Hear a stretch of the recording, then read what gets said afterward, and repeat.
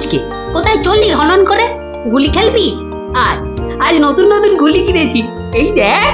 না গুলটে দা, এখন আর খেলবো না। কেন রে, কি এমন রাজকার্য আছে তোদের যে দুদণ্ড গুলি খেলতে পারবি না? আমরা এখন গল্প শুনতে যাচ্ছি। গল্প শুনতে? কার কাছে রে? গোপাল দাদুর কাছে। তোমরা চলো না গুলটে দা, অনেক মজা হবে। চল ভাই, তাড়াতাড়ি চল। যাবি নাকি গুলটে? গোপাল দাদুর কাছে? গোপাল দাদু খুব মজার লোক, অনেক অনেক গল্প জানে। তুই কি করে জানলি? বাবা বলেছে গোপাল দাদুর ঝুলিতে নাকি অনেক অনেক গল্প আছে। শুধু তাই নয়, উনি নাকি খুব মজার মজার কথাও বলেন। তাহলে আমরা এখানে গুলি নিয়ে বসে আছি কেন? চল চল তাড়াতাড়ি চল, গল্প বুঝি শুরু হয়ে গেল। হ্যাঁ হ্যাঁ, এই দাঁড়া, আমিও যাব। দাদু দাদু, আমরা এসে গেছি, এবার গল্প বলো। বস বস সবাই, এবার শুরু করো দাদু। আচ্ছা শোন, অনেকদিন আগের কথা বুঝলি, আমি তখন মহারাজ কৃষ্ণচন্দ্রের আসরে বেশ জমিয়ে বসেছি। রোজ রাজসভায় যাই, মজার মজার কথা বলে রাজাকে খুশি করি। মহারাজও খুশি হয়ে আমাকে পুরস্কার দেয়। আমি আনন্দে নাচতে নাচতে খাই দাই আর বগল বাজাই। গল্প গল্প, হ্যাঁ গল্প গল্প। আরে সেটাই তো বলছি, শোন না। আচ্ছা বলছিলাম, এইভাবে এই বেশ আনন্দে কাটছিল বুঝলি। একদিন হলো কি,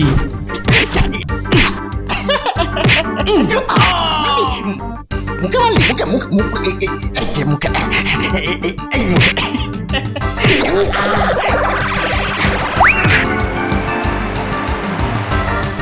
না মহারাজ, এটা অন্যায়, এটা অন্যায়। ও ও আমাকে জোর করে আমার জায়গাটা কেড়ে নিতে চাইছে মহারাজ। বেটা বদমাইশ, বেটা নচ্ছার, আজ আজ তোকে মেরেই ফেলবো।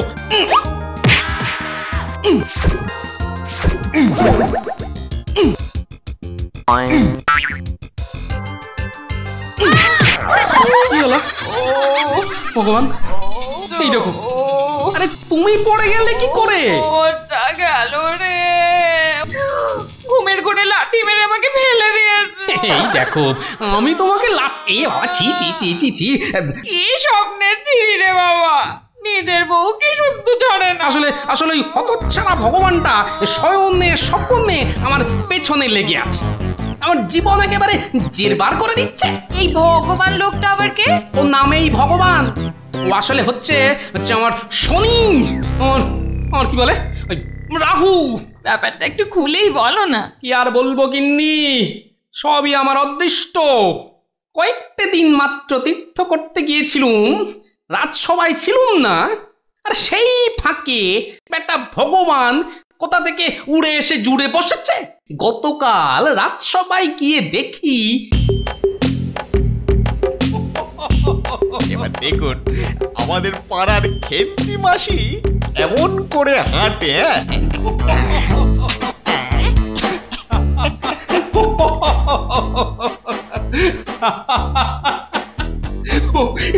এবার খেমা দাও আমার আস্তে আস্তে ফেটেই যাবে। বাবা কিসব করছো সত্যি। মহারাজ, আমার একটা নিবেদন ছিল, আমিও একটা কিছু বলতে চাই। মহারাজ, আমি যখন আপনার সামনে কোনো কিছু প্রদর্শন করব, তখন আমি চাই না আমার যে অযোগ্য কোনো লোক এসে আমার অনুষ্ঠানে বাধা সৃষ্টি করে। কোপাল, তোমার সবেতে বাধা না দিলে কি আর চলছে না? যদি চুপচাপ নিজের জায়গায় বসতে পারো তো বসো, নইলে আজকের মতো বিদেয় হও।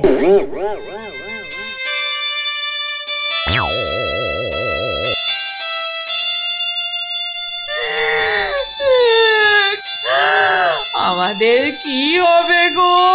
কি আর হবে, আবার আর কিছু বাকি আছে? এবার ওই চাকরি খুইয়ে না খেয়ে দিন কাটাতে হবে, বুঝলে? কি সর্বনাশ! এই দেখো আবার কাঁদে। আরে দাঁড়াও না, দাঁড় দাঁড়, না কেঁদে একটু চুপচাপ থাকো দেখি। আমাকে আমাকে একটু ভাবতে দাও। ও যদি মহারাজকে মন্ত্র পড়ে বশ করতে পারে, তাহলে আমিও ওঝাগিরি করে ওর ভূত তাড়িয়ে ছাড়ব। আমার নামও গোপাল ভাঁড়, কাঁটা দিয়ে কাঁটা তুলতে হবে। হ্যাঁ মন্ত্রী মশাই, আর তো সহ্য করা যায় না। কি ব্যাপার বলো তো? এই কদিন আমি ছিলাম না, সেই অবসরে ভগবান আপনাদের চোখের সামনে দিয়ে ঢুকে পড়ে কি কাণ্ডটাই না করছে। আমাকে আমাকে একেবারে মহারাজের চক্ষু শুল করে দিয়েছে। কিন্তু এখানে তো আমার করার কিছুই নেই হে গোপাল। ওর গল্প তামাশা সবই অন্য ধরনের, বেশ অবাক করা। আপনাদের সব কি হলো বলুন তো মন্ত্রী মশাই? হ্যাঁ, ও তো সস্তার চটকদারি রং তামাশা করছে। না না, ওসব বুজরুকি গল্প বলে রঙ্গ তামাশা দেখিয়ে এই আমাদের মহারাজকে ঠকানো চলবে না। আর তাছাড়া গোপালও আমাদের অনেক দিনের বন্ধু, তাকে এখান থেকে কিছুতেই আমরা চলে যেতে দেব না। তোমরা আমার অবস্থাখানা বুঝতে পারছো? আমার তো মাথায় হাত। এরকম একটা উটমুখর জন্য আমার সংসারটাই যেতে বসেছে।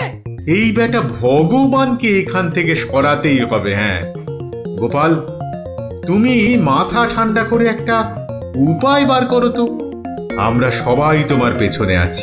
উপায় একটাই, যদি আমার কথা শোনেন তো প্রথমে কাল থেকে ভগবানের রাজসভায় প্রবেশ বন্ধ করে দিন। তা তো বুঝলুম, কিন্তু মহারাজ যখন জিজ্ঞাসা করবেন, বলবেন যে ওই ভগবানের প্রচন্ড অসুখ, তারপর তারপর ওই তারপর বাকি কাজ আমার উপর ছেড়ে দিন। ঠিক আছে, আমি সব বুঝতে পেরেছি। এক্ষুনি দ্বাররক্ষীকে ডেকে পাঠাচ্ছি।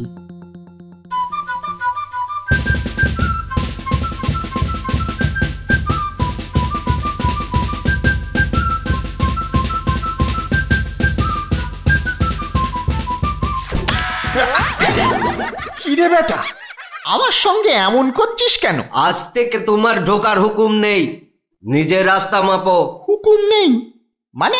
কে হুকুম দিয়েছে? আমি হুকুম মানি না। বেশি কথা বলেছ কি? সোজা বললুম পেটের মধ্যে ঢুকিয়ে দেব। যাও ভাগো। এ তো আচ্ছা জ্বালা হলো দেখছি। বুঝতে পেরেছি বুঝতে পেরেছি, তোর আজ বেশি পয়সা চাই, হ্যাঁ তাই না? তা সেটা আগে বললেই তো পারতিস। নে নে নে, বেশি করেই নে, আজ 1 আনা বেশি দিচ্ছি। ওরে বেটা, আমাকে ঘুষ দেবার তাল? বেরো বেরো বেটা, বদমাইশ চোর, বেরো। মার মার বেটাকে, মার। ঠিক আছে ঠিক আছে ঠিক আছে, আমি দেখে নেব। আমি প্রতিদিন এখানে আসবো, তা তোরা ঢুকতে দিস বা না দিস। কি ব্যাপার বলুন তো মহামন্ত্রী? ভগবান গতকাল সারাদিন আসেনি, আজকেও দুপুর গড়িয়ে বিকেল হতে চললো। না, আমি বড়ই অস্থির বোধ করছি। মহারাজ, আমি খবর নিয়েছি, ভগবানের খুব জ্বর, একেবারে বেহুঁশ হয়ে আছে। কদিন ধরে যা স্নানের ঘটা। কেন এত স্নান কেন? নিজেকে ফর্সা করার জন্য। দেখতে তো ওই কালো ভূত, খালি খালি জল ঢাললে কি গায়ের রং পরিষ্কার হবে? ও তাই নাকি? কিন্তু আমি তো ভগবানের রূপে মুগ্ধ নই, আর কথায় মুগ্ধ। তো এতে আবার এত কাণ্ড করা কেন? না না মহারাজ, ও একটা হাভাতে গোছের লোক, কোনোদিন ভাবেইনি রাজসভায় ঢুকতে পারবে, তাও আবার আপনার প্রিয় পাত্র হয়ে। ওদিকে বানিয়ে বানিয়ে মিথ্যে কথা বলতে তো ওস্তাদ, আর একটু হাসটানেরও স্বভাব আছে মহারাজ। সে কি, এ কথা তোমরা জানতে? হ্যাঁ মহারাজ, সেই জন্যই আমরা ওকে খুব একটা ঘাঁটাতাম না, খালি চোখে চোখে রাখতাম। তবে মহারাজ, আজ শুনলাম ওই জ্বরটা একটু বেশি মাত্রায় হয়েছে। ভগবান একেবারে বেহুশ মহারাজ। এখনই রাজবৈদ্যকে পাঠান, সে একবার অবস্থাটা দেখে আসুক। মহারাজ, আপনি দুঃখ পাবেন বলে এতক্ষণ আপনাকে বলিনি। আজ সকালে আমিও ভগবানের বাড়ির পাশ দিয়ে আসবার সময় ভগবানকে দেখে এসেছি। সে সত্যি অন্তিম শয্যায়। আমি কিছু ঔষধ প্রয়োগ করে এসেছি, কিন্তু তাতে বিশেষ কাজ হবে বলে মনে হচ্ছে না। তাহলে এখন উপায়? তাহলে মহারাজ একমাত্র ভগবানকে ডাকা ছাড়া আর কোনো উপায় নেই। না না না না, আমার ভালো লাগছে না। আমি এখন একটু একা থাকতে চাই, একা।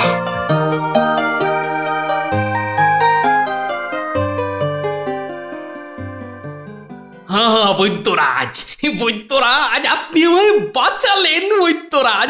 এদিকে তো সবই ঠিকঠাক হলো, কিন্তু শেষ রক্ষা কি করতে পারবে? সেই জন্যই তো আমাদের যেতে হবে ভগবানের বিশ্ব বকাটে ছেলের কাছে। শুনেছি ছেলেটি প্রচন্ড নেশাখোর। ওটাকে একবার বাগে আনতে পারলেই কেল্লা পথে।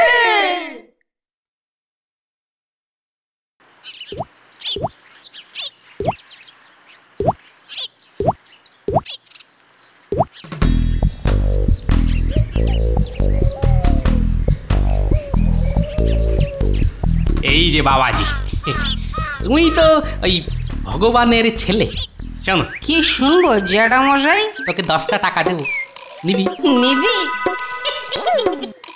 নিবি মানে? আলবাত নেব। কি করতে হবে? কার সাথে মারপিট করতে হবে শুধু সেইটা বলুন। কিচ্ছু মারামারি নয়, কিচ্ছু মারামারি নয়। কাল শুধু ভোরে গলায় কাছা বেঁধে রাজামশাইয়ের কাছে গিয়ে বলবি যে তোর বাবা ভগবান মারা গেছে। বলেন কি জ্যাঠা, জ্যান্ত বাপকে মেরে ফেলবো? আরে বোকা, আসল কথাটা শোন না। তুই যদি এই কথা গিয়ে রাজামশাইকে বলিস, তাহলে রাজামশাই না তোকে অনেক টাকা দেবে। আমি পাইয়ে দেবো রে বোকা। তোর বাবাও বেঁচে থাকবে, আর তুইও টাকা নিয়ে ফুর্তি করবি।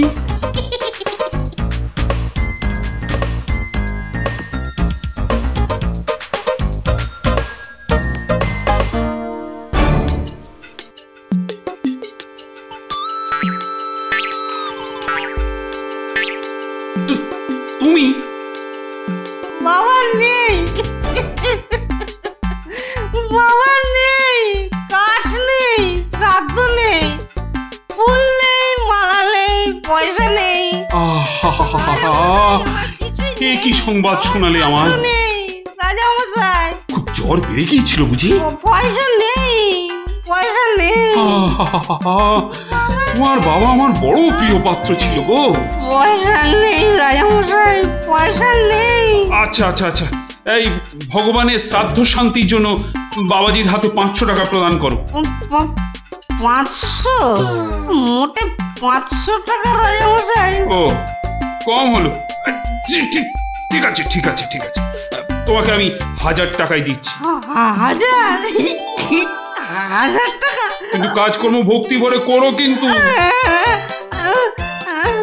আই, কে আছিস? বাবাজির হাতে 1000 টাকা দে, বেচারা একটু ভালো করে শ্রাদ্ধ শান্তি করুক। জয় রাজামশাই, জয়।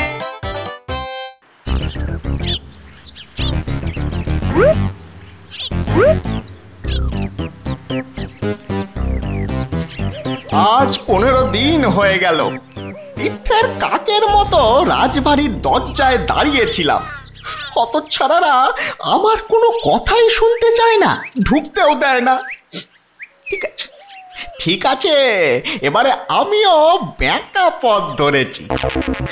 এবার মহারাজের দেখা পেলেই ব্যাস। ওই তো কারা যেন এদিকেই আসছে। আমি গাছটায় উঠে পড়ি।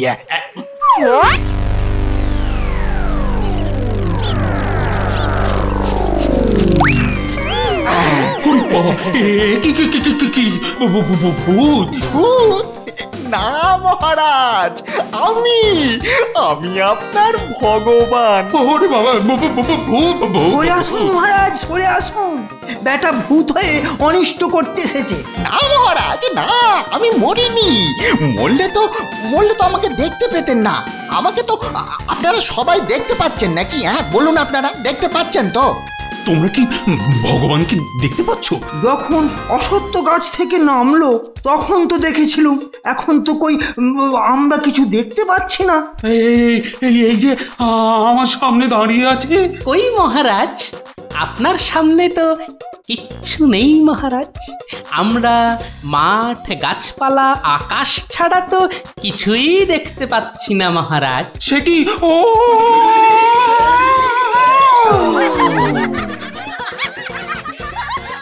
তবে কি আমি সত্যি মরে গেছি? হ্যাঁ, আমি ভূত? ভূত আমি? ভগবানদা আমার অন্নে ধুলো দেবে? কেমন দশচক্রে জলজান্ত ভগবানকে ভূত বানিয়ে ছেড়েছি বলো দেখি। বাবা, আমার নাম সবাই জানে। কি আর হবে, আমার কাছে গোহারান হেরে মুখে চুনকালি মেখে মনের দুঃখে এ রাজ্য ছেড়ে সরে পড়ল। আর আমিও আগের মতোই মহারাজের প্রিয় পাত্র হয়ে মনের আনন্দে দিন কাটাতে লাগলুম।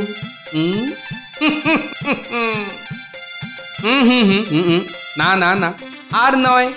এখন আমাকে একটা বিশেষ রাজকার্যে আশের গায়ে যেতে হবে, বুঝলি? রাজার আদেশ।